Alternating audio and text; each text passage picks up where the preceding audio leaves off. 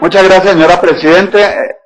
A continuación, entonces, abordaremos el tema que nos ocupa y para el que hemos sido convocados en esta mañana, que tiene que ver con la corrupción.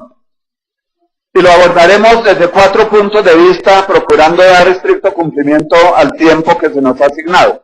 Haremos una introducción general, haremos un análisis del debilitamiento de lo público como factor generador de corrupción. En tercer lugar, un análisis de lo acontecido en Bogotá, carrusel de la contratación en Bogotá. Y como cuarto punto y final, algunas propuestas. En esa dinámica, diremos a manera de introducción que la bancada del movimiento político MIRA tiene una inmensa preocupación por la crisis de valores éticos dentro de la administración pública, dentro de los ámbitos estatales en general. Y por ello hacemos un llamado vehemente, firme, para que todos los actores involucrados recuperemos, hagamos un frente común para recuperar esos valores éticos que se han venido perdiendo, para que la ética aplicada a la política sea una realidad y no solamente un postulado. La crisis de valores en la sociedad en general ha traído con cuestionamientos que a diario nos obligan a hacer unas reflexiones sobre la aplicación de la ética. La convivencia con las diferentes formas de violencia, la convivencia con la corrupción, la convivencia continua con el desprecio de los derechos humanos más básicos, nos tienen que hacer cuestionar y reflexionar de una manera muy seria sobre la responsabilidad del Estado en este aspecto. Y nosotros hacemos parte de ese Estado. Consideramos que el principal problema, o uno de los principales problemas de la inmoralidad pública, se presenta con la corrupción gubernamental, manifestada de diversas formas: tráfico de influencias, obras públicas tardías, obras públicas de mala calidad, obras públicas inconclusas, vínculos de funcionarios y políticos con mafias aparentemente legales, con un ropaje de legalidad, empresarios, grupos económicos, y también vínculos con mafias ilegales, abiertamente ilegales, narcotráfico, actores armados. Todo ello permite evidenciar la carencia de una infraestructura ética estatal. No tenemos una infraestructura ética estatal, y esto trae como consecuencia, desde luego, la frustración ciudadana, que es lo que estamos presenciando. Estamos en presencia de una gran frustración ciudadana por causa de esta situación. El debilitamiento de lo público es factor generador de corrupción. Según el doctor Carlos Eduardo Maldonado, en su libro Biopolítica de la Guerra, hace unas reflexiones que nos parecen muy interesantes. Se observa, por ejemplo, que la esfera de lo público aparece o bien entregando en fideicomiso o apropiada por grupos de interés privado, donde el Estado sienta así, desde sí y por sí mismo, todas las bases para su deslegitimación. Esa crisis de lo público se presenta como el resultado de su entrega, de la entrega de lo público en fideicomiso, o de la apropiación por parte del sector privado, con lo cual el Estado comienza a dejar de cumplir con su misión originaria, que es la de procurar el bien común y el interés general. Los clásicos modernos, desde Hobbes hasta Hegel, han insistido una y otra vez en que en el interés general está el baluarte para que el Estado sea un Estado real, racional, necesario o justo. En el interés general. Cuando se enajena ese interés general, cuando la función pública se entrega en fideicomiso o se permite que sea apropiada por los privados, pues el Estado comienza a ser cada día más inoperante y estar mucho más apartado de su función principal. Es por eso que cuando las políticas estatales están mediadas o condicionadas por diversas presiones por parte de los grandes grupos de interés y de presión privados, la legitimidad del Estado se ve afectada porque ya el Estado se hace incapaz de garantizar la esfera de lo público. Y comienza entonces a favorecer y a incitar el escenario de la corrupción. Cuando llega esa incapacidad estatal. De manera que en este orden de ideas, la corrupción implica, conduce y se acompaña de violación de los derechos humanos básicos. Trae como consecuencia directa la violación de los derechos humanos básicos. Como quiera que esos derechos humanos básicos le compete garantizarlos al Estado. De manera directa e inmediata le compete al Estado.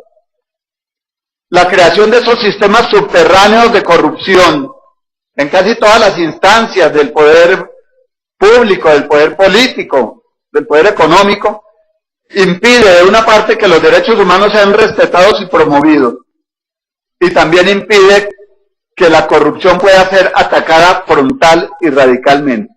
Sistemas subterráneos de corrupción, como lo ha acontecido con la famosa Junta Directiva Paralela sesionando en la ciudad de Miami. La corrupción entonces es un riesgo para la implementación, la aplicación, el desarrollo y el control de las políticas públicas del Estado. Lo acontecido en Bogotá, lo que estamos presenciando, lo que estamos viviendo, lo que estamos pagando los ciudadanos bogotanos. En términos de política pública, la corrupción se define como el abuso de las funciones públicas para obtener beneficio. El Banco Mundial se ha ocupado de hacer unos diagnósticos de corrupción y de lanzar unas alertas tempranas que infortunadamente en nuestro medio pues no han tenido eco, no han tenido acogida, y hoy estamos pagando esa desidia de acoger esas alertas tempranas. El Banco Mundial dice que cuando un funcionario público acepta o solicita sobornos para beneficio privado, está abusando de sus funciones públicas. Y ha llamado la atención sobre la importancia de investigar el soborno cuando este soborno se orienta a los siguientes propósitos. Primero, lograr el favorecimiento de contratos, licencias y concesiones. Segundo, usufructuar beneficios del gobierno en forma monetaria o a través de subsidios, seguros, pensiones o en especie a través de donaciones o ayudas a sectores como la salud, la educación o los programas de vivienda. Tercero, cuando esos sobornos están orientados a evadir las cargas impositivas, a evadir los impuestos. Cuarto, cuando esos sobornos están destinados a manipular los tiempos de expedición de las decisiones estatales. Por ejemplo, la justicia. Y quinto, cuando están encaminados a alterar resultados de las decisiones legales, por ejemplo, también en las altas cortes. Uno de los peores escenarios de corrupción entonces aparece cuando la corrupción de gran escala, como la que estamos viviendo y estamos presenciando, una corrupción de gran escala. Cuando esa corrupción de gran escala está orientada a intervenir en el funcionamiento de las instituciones encargadas de prevenir o controlar la corrupción misma.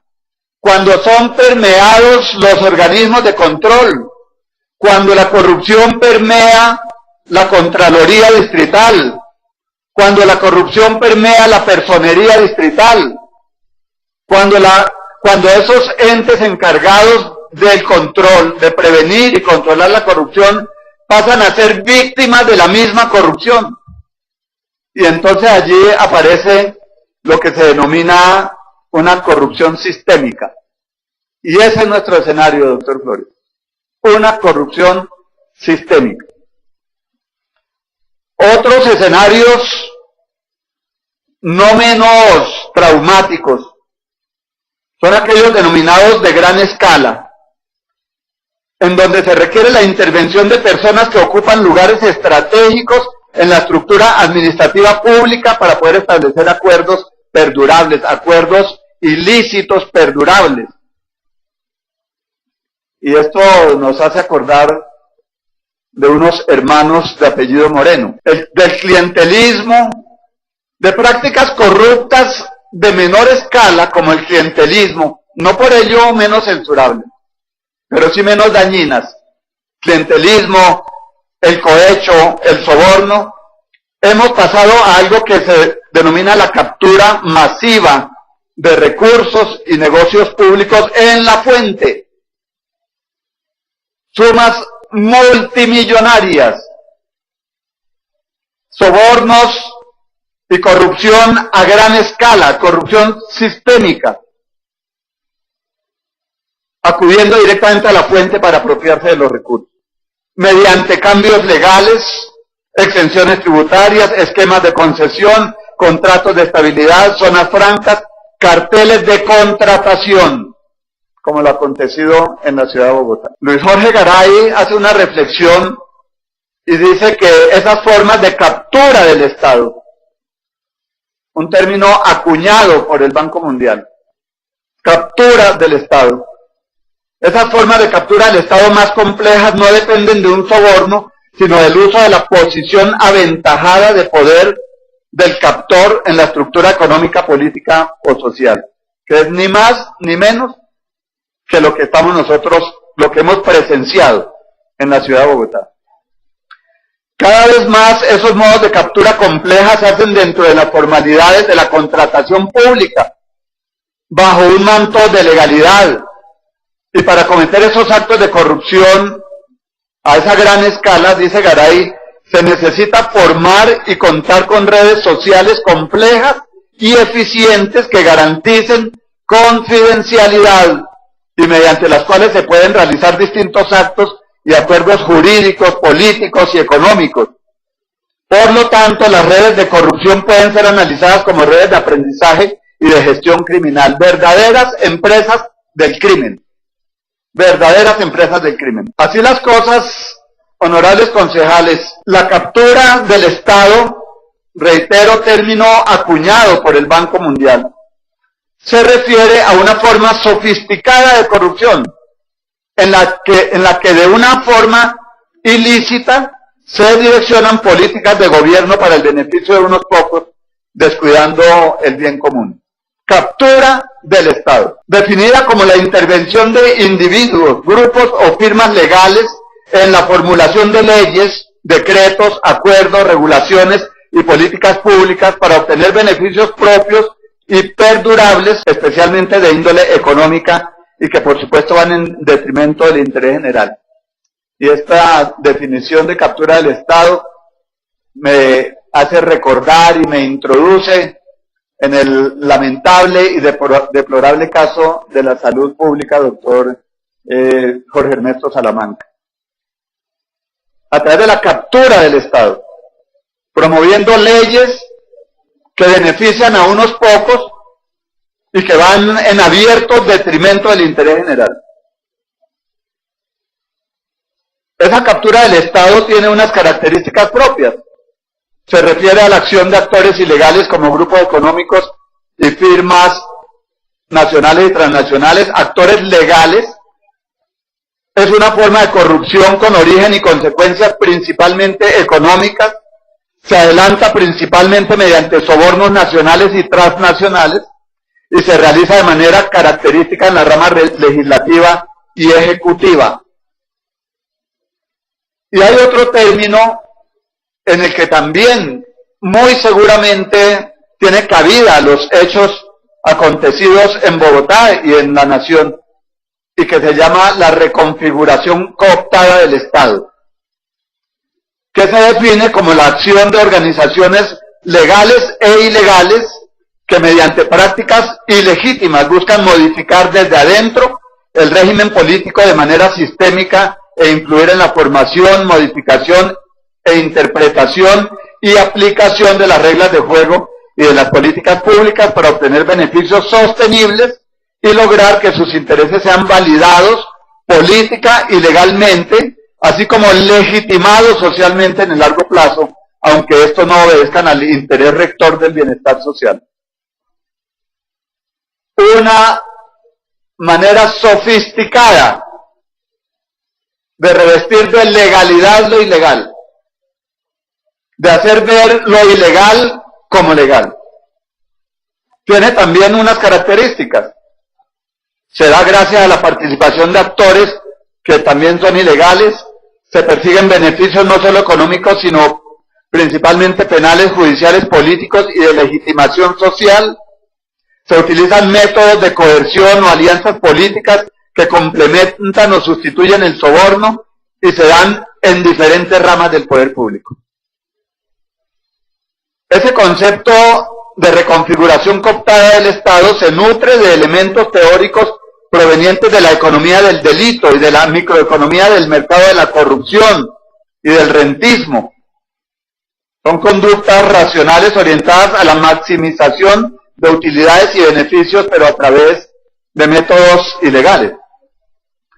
Este marco conceptual ha permitido comprender entonces que los agentes corruptos que son exitosos, al igual que otros criminales racionales exitosos, son agentes calculadores que hacen las previsiones necesarias para minimizar los costos y aumentar los beneficios, es decir, para minimizar la posibilidad de ser detectados, juzgados y sancionados.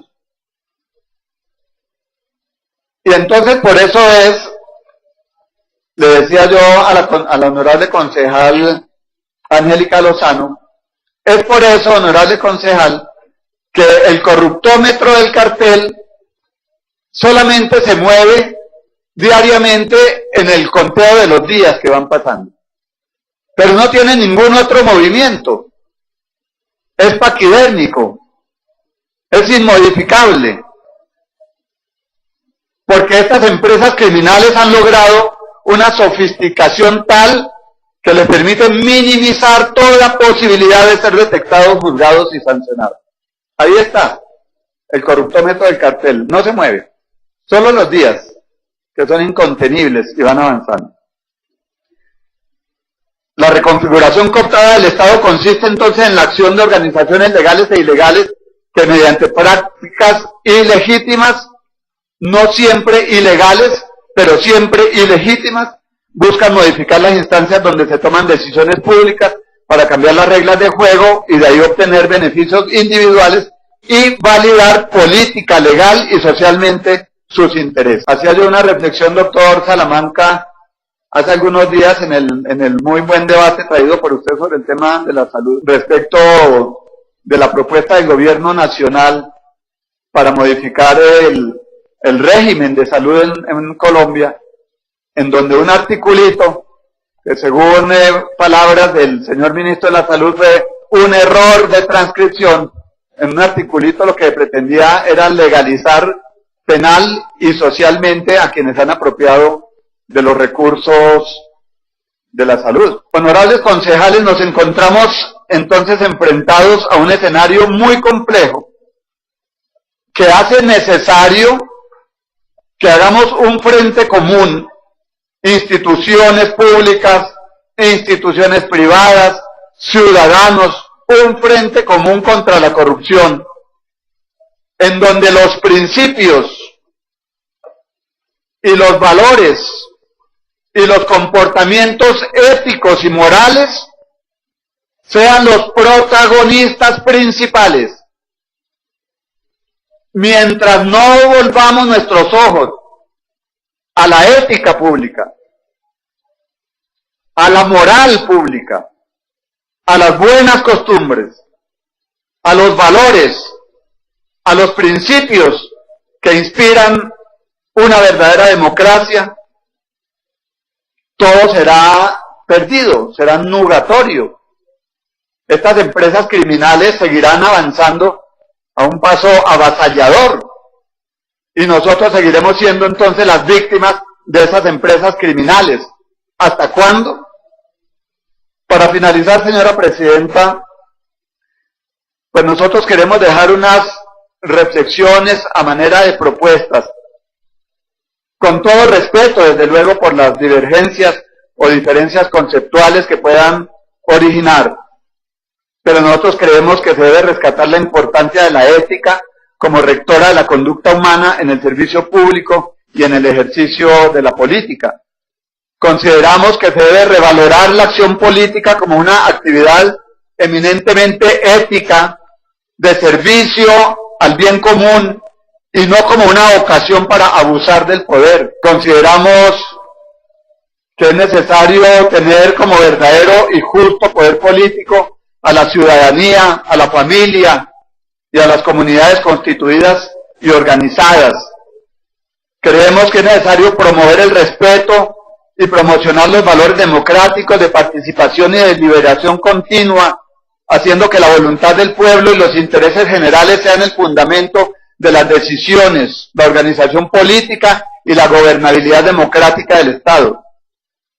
Creemos que es importante y necesario propiciar los procesos de democratización interna en los partidos políticos, garantizando la formación de sus integrantes, realizando procesos democráticos, consultas internas, consultas populares, escenarios para la toma de decisiones conjuntas, deliberativas y descentralizadas. Parafraseando al economista Luis Jorge Garay, es importante que ciertos grupos de poder cambien la aceptación social de las prácticas ilegales para que la ciudad y el país pueda enderezar su rumbo. Por ello, estimados honorables concejales, el movimiento político Mira, desde sus orígenes, hace ya 13 años, ha pretendido modificar las viejas costumbres de la política tradicional y ha pretendido hacerlo a través de una fórmula, a través de la aplicación de principios y valores. Principios como la veracidad, como la coherencia, como la practicidad, que hemos venido apalancando, fundamentando en valores como la solidaridad, la justicia, la equidad, la lealtad, la integridad y la honestidad. Ello lleva a que desde el movimiento político Mira, desde nuestros orígenes, hayamos pretendido convencernos nosotros mismos y convencer a los demás que la política no puede ser mirada como un negocio, que la política no puede ser mirada como un instrumento para beneficios particulares, personales y particulares, sino que la política debe ser mirada, apreciada, respetada y ejercida como un servicio a la patria, a la nación, a nuestra sociedad, a nuestros conciudadanos. En esos términos, el movimiento político Mira deja sentada su posición respecto de los bochornosos hechos que han acontecido en los últimos años, no solo en la ciudad de Bogotá, en nuestra nación. Muchas gracias, señora presidenta. Muchas gracias, honorable concejal Jairo Cardoso.